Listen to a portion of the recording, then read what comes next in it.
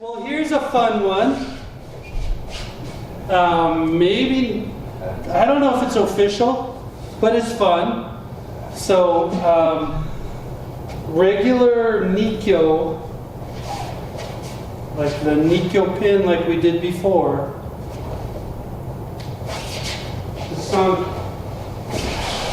So there's definitely a timing aspect of this. So in this particular style, you actually do let them get you to go down on one knee. And then if he has any slack in his technique, like there, a lot of times we'll do it and we'll kind of bounce, right?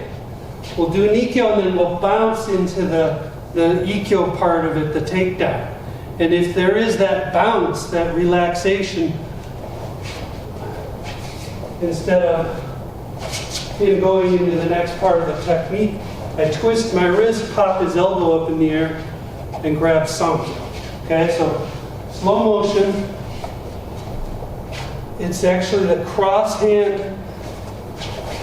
I'm going to drop my elbow and get his elbow to point up. And then there's Sankyo on a plate for me. And then I do come up, but when I come up with Sankyo. And then you can finish the Sankyo with a Sankyo pin if you like. But try this one. So nikkyo, let's just do katate tori nikkyo to Sankyo. Feeling that we're doing right now of getting his elbow to point at the sky. Again, he's already in Sankyo. I just haven't grabbed it and added the twist to it yet.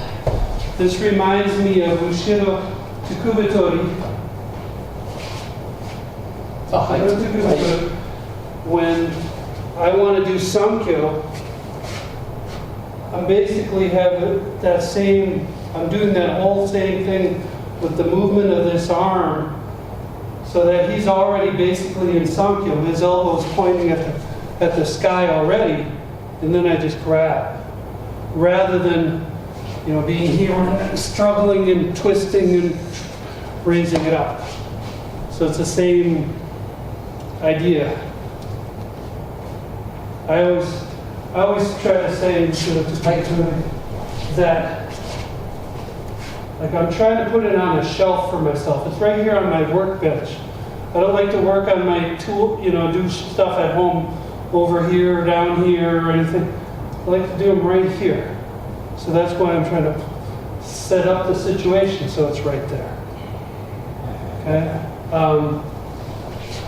And in general, the reason why we're doing, I think, the reason why we do Kaeshi-waza is, yes, we get some practice in winning when somebody's doing these techniques, but you're also pointing out the flaws in somebody else's technique in a way that's not hurtful to their pride or ego by doing it out of the blue.